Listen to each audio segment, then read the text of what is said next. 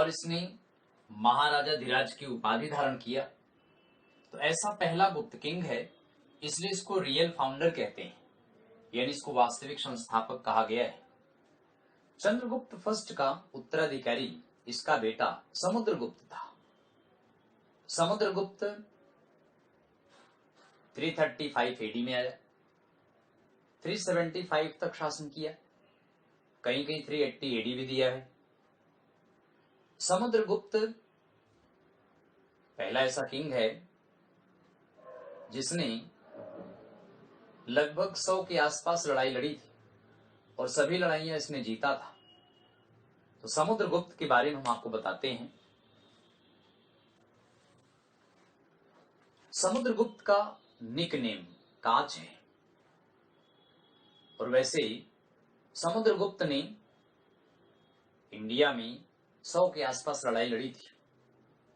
समुद्रगुप्त का दरबारी कवि हरिसेन ने यह बात प्रयाग प्रशस्ति पर लिखा हुआ है। प्रयाग प्रशस्ति में समुद्रगुप्त की उपलब्धियां हैं।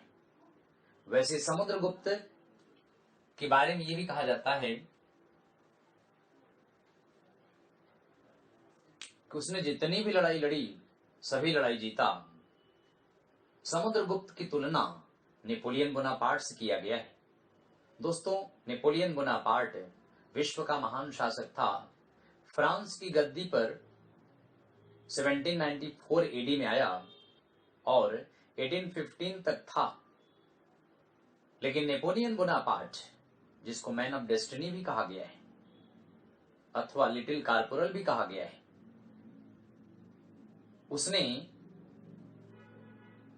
वाटरलू की लड़ाई में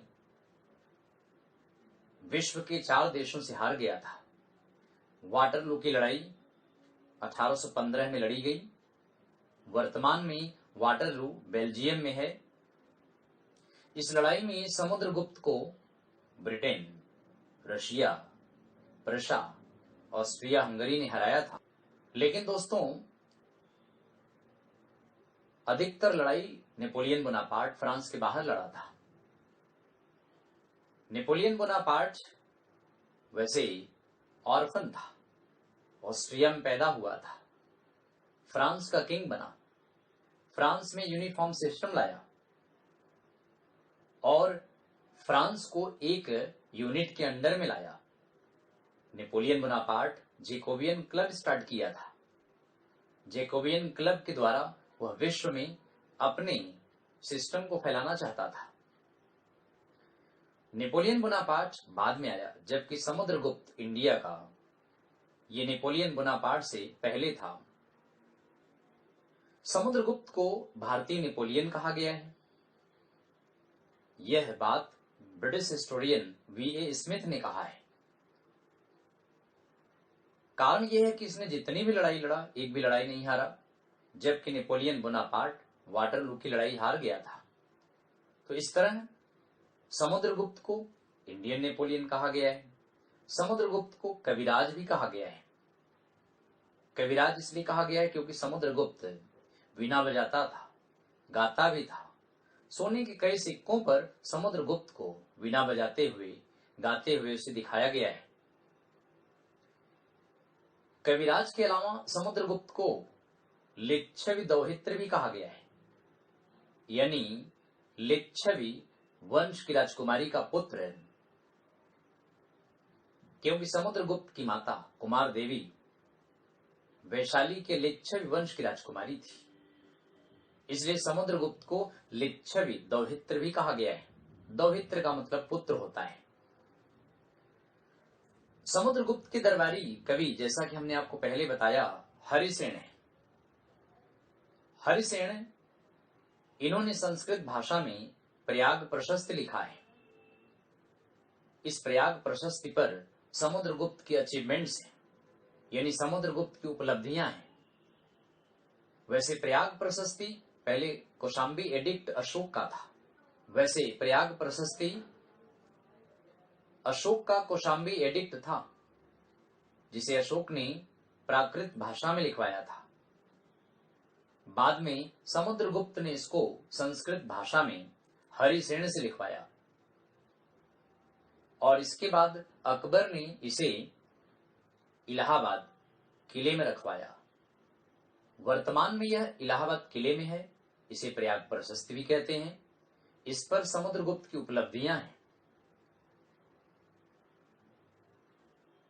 हरिसेन के अलावा समुद्रगुप्त के बारे में ब्रिटिश हिस्टोरियन वी.ए. स्मिथ ने भी कई बातें ऐसी लिखी है जिससे समुद्रगुप्त के किंगडम के बारे में पता चलता है, समुद्रगुप्त के द्वारा चलाए गए सिक्कों के बारे में पता चलता है। समुद्रगुप्त के सिक्कों पर वीणा बजाते हुए दिखाया गया है। समुद्रगुप्त के सिक्कों पर, सोने के सिक्कों पर गाते हुए इसको दिखाया गया है। इस तरह समुद्रगुप्त कला प्रेमी भी था, म्यूजिक प्रेमी भी था। समुद्रगुप्त के शासनकाल में श्रीलंका का किंग मेघवर्मन था। उसने अपना एक राजदूत समुद्रगुप्त के दरबार में भेजा था। इसलिए भेजा था कि बोध गया में जहां बुद्ध ज्ञान प्राप्त किए थे उस स्थान पर एक स्तूप बनवाने के लिए, जिसे समुद्रगुप्त ने परमिशन दे दिया था। इसलिए दोस्तों, समुद्रगुप्त के समकालीन श्रीलंका का राजा मेघवर्मन था। वैसे समुद्रगुप्त की 2 संतानें थी। बड़ा बेटा रामगुप्त 375 से 380 तक शासन किया था। दूसरा बेटा चंद्रगुप्त सेकेंड विक्रमादित्य भी कहलाया, 380 से 415 तक शासन किया है। लेकिन ऐसा कहा जाता है कि समुद्रगुप्त का बड़ा बेटा बड़ा ही निकम्मा था। वह शकों से हार गया और शक नरेश को अपनी पत्नी ध्रुव देवी या ध्रुव स्वामिनी के बदले छूट के घर आया। अपने छोटे भाई को बताया।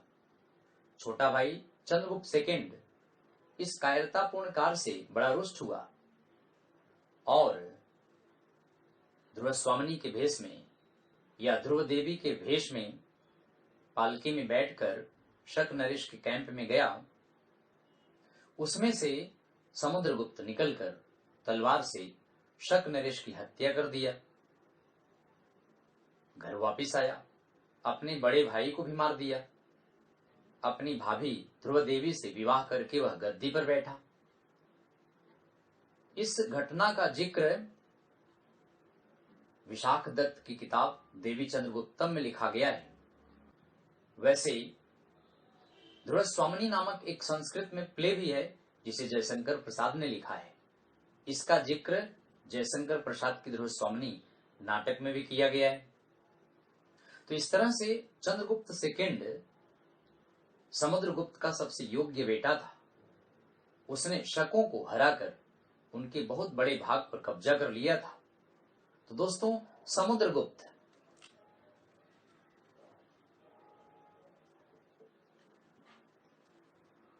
तो इस तरह दोस्तों, समुद्रगुप्त को भारतीय नेपोलियन कहा गया है, कविराज भी कहा गया है, लिच्छवि दौहित्र भी कहा गया है।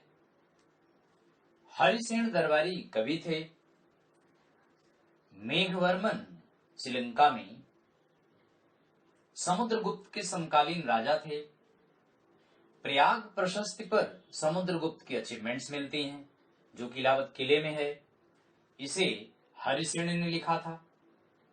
और समुद्रगुप्त के 2 संतानें, रामगुप्त बड़ा बेटा था, चंद्रगुप्त सेकेंड दूसरा बेटा था।